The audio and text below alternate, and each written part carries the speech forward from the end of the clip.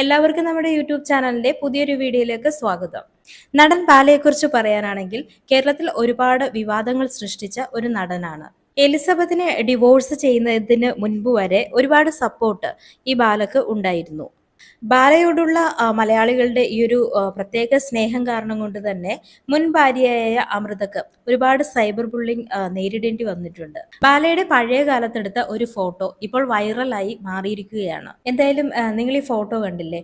ഈ ഫോട്ടോ കണ്ടാൽ തന്നെ നമുക്ക് മനസ്സിലാകും ഈ കോകിലക്ക് ബാലയുടെ മകളുടെ പ്രായമേ ഉണ്ടാകൂ എന്ന്. ഇവരുടെ വിവാഹം നടക്കുന്ന സമയത്തൊന്നും അമൃത ഇവരെക്കുറിച്ച് യാതൊരു അഭിപ്രായവും പറഞ്ഞിരുന്നില്ല. അമൃതക്ക് വളരെ ചെറുപ്പത്തിലെ തന്നെ കോകിലെ അറിയാം എന്നുള്ളതാണ്.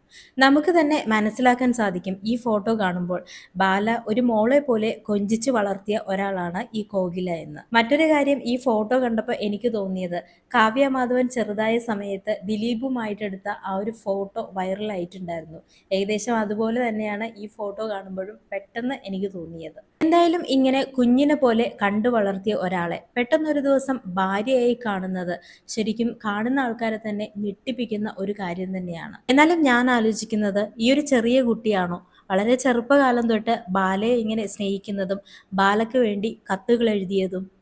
ബാല വയ്യാതിരിക്കുന്ന സമയത്തൊക്കെ എലിസബത്തിനൊപ്പം ബാലയുടെ വീട്ടിൽ ഈ പറഞ്ഞ കോകിലയും ഉണ്ടായിരുന്നു എന്നാണ് അറിയാൻ സാധിക്കുന്നത്. സമയത്ത് ഇതെല്ലാം മനസ്സിലാക്കിയത് കൊണ്ടാകാം എലിസബത്ത് ആ വീട്ടിൽ നിന്നും ഇറങ്ങിപ്പോയത്.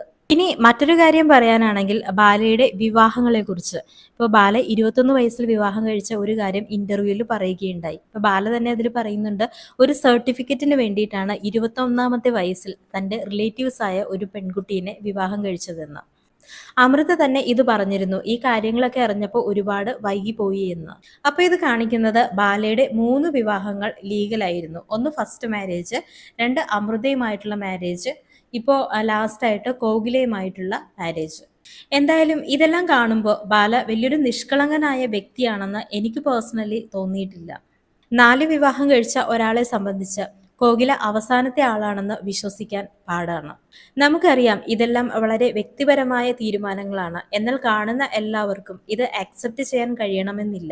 മകളുടെ പ്രായമുള്ള മകളെ പോലെ കാണേണ്ട സഹോദരിയുടെ കുഞ്ഞിനെ എങ്ങനെയാണ് വിവാഹം കഴിച്ച് ഒരുമിച്ച് ജീവിക്കാൻ സാധിക്കുക എന്നൊക്കെ ആയിരിക്കും പലരും ചിന്തിക്കുക.